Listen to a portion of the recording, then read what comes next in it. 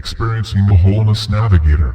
What prevents me from experiencing my innermost self? Nothing. Then why don't I experience it? Fear. So, then fear prevents me? Nothing prevents you. But didn't she just say that fear is the reason I can't experience this state of consciousness? Yes, but it does not prevent you. Then what does? Nothing. Then what role does fear play? If you are in prison, what do you fear most when you dream of being liberated? Returning to prison. So, you're saying that I fear experiencing my innermost self because I will return to my ignorance. No. I am saying that your fear of ignorance holds you in ignorance. I'm confused. I thought you were saying that I fear the experience of my highest self, but now, it sounds like you're saying that I fear my human self. Which is it? You fear the return to your human self after experiencing the God fragment within you. Why? If you are thirsting in the desert, what is it that you desire above all else? Water? So if I gave you a glass of water, you'd be satisfied? Yes. For how long? Okay. I see your point. What I would desire above all else is to be near water, so I could drink whenever I wanted, or better yet, I would want to leave the desert entirely. And if you loved the desert, wouldn't you fear to leave it? You're saying that I fear the experience of my inmost self because I would want to leave this world behind. But how can I fear this when I have no experience of it whatsoever? This is not the fear that floods your body when someone is about to kill you. It is the fear of a shadow so mysterious, ancient, and primordial that you know immediately that it transcends this life in this world, and its knowing will change you irrevocably. So it's really this change that I fear? It's the irrevocability of the change that you fear. But how do you know? How do you know I fear this so much that I cannot experience my inmost self? In order to keep a human instrument in stable interaction with its world, the designers of the human instrument created certain sensory constraints. Because these were not absolutely effective, there was also designed into the genetic mind of the human species an instinctual fear of being displaced from its dominant reality. For these two reasons, I know. But this isn't fair. You're saying my capacity to experience my inmost self has been diminished by the very beings that designed it. Why?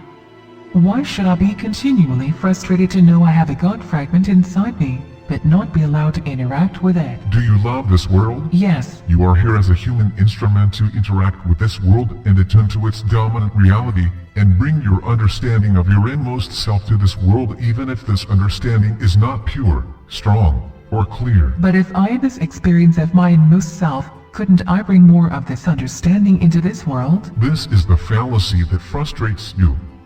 Do you think the experience of this sublime energy and intelligence can be reduced to human translation? Yes. Then how? I can teach others how it feels to be in rapport with their souls. I can bring more light to this world and inspire others to seek this out within themselves.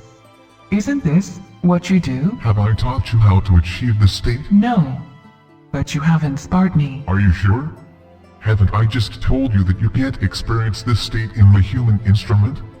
Is that inspiration by your definition? I didn't mean in this specific case, but you inspire me to think deeper into the issues or problems that confront me. If you want to bring more light into this world, why will interaction with your inmost self enable you to do so? That's just it. I don't know if it will. It just seems logical that it would. Don't all good teachers have this insight? Don't you? It's true that there are teachers who can switch their dominant realities and have learned to integrate this in their life without losing balance or effectiveness in this world, but they are extremely rare. I know this. But this is what I aspire to learn. It is learned, isn't it? Can't you teach me? No, it is not learned. It is not teachable. It is not acquired through instruction, esoteric technique, or revelatory process. Then how do those teachers who have this ability acquire it? No one acquires this ability. That's my point. No teacher within a human instrument on Earth at this time, or any previous, has the ability to live as a human and simultaneously live as a God fragment. Nor does any teacher juggle between these realities with certainty and control. I'm surprised to hear this. Why is this so? For the same reasons I told you earlier. Do you not think this applies to all humans? Even Jesus? Even Jesus. Then why do I have this desire?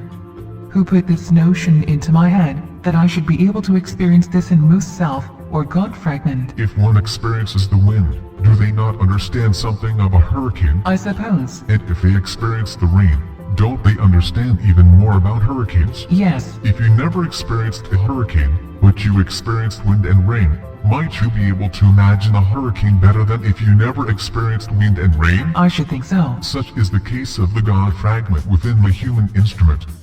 You can experience unconditional love, supernal beauty, harmony, reverence, and wholeness, and in so doing, you can imagine the features and capabilities of the God fragment within you.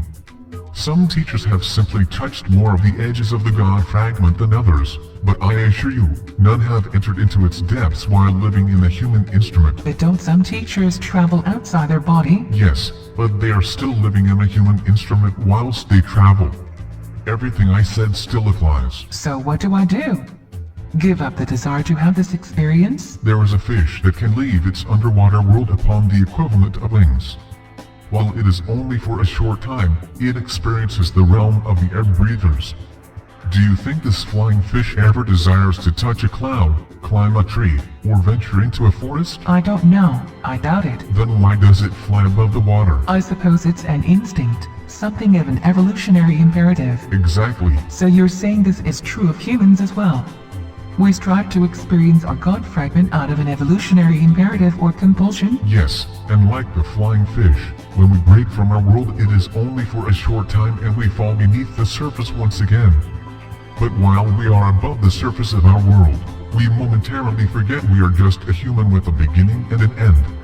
Yet, when we do this, we do not imagine that we can touch the face of God within ourselves. But I do. I feel that I can, and even should, touch this God fragment. You think this way because you have the hopeful exuberance and naivete of a person unacquainted with the experience of first source. So you don't feel this way? Anyone attuned to the highest vibrations of their innermost self will feel this and be guided by it.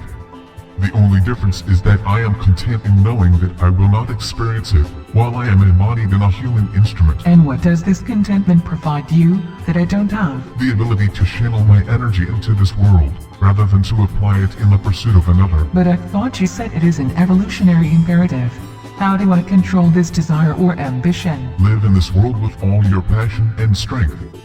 See the God fragment in this world, even if it is only a diminished beacon or tired light. See it. Nurture it. Do not be so quick to look for it in the depths of your heart or mind, where you believe it might be. It's hard not to be disheartened at the sound of these words. It is like someone telling me that the vision I had was merely a mirage, or a trick of the light. This is a world of shadows and echoes. You can chase the source of these if you desire, but you will likely do so at the loss of living in this world.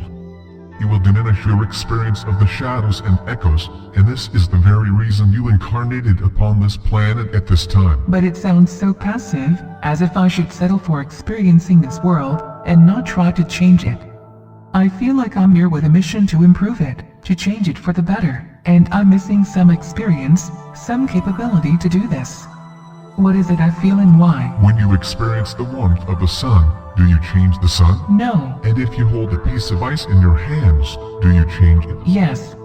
It begins to melt. So there are some things you can only experience, and there are some things you can change. And I should know the difference. It helps. I know this. It's elementary.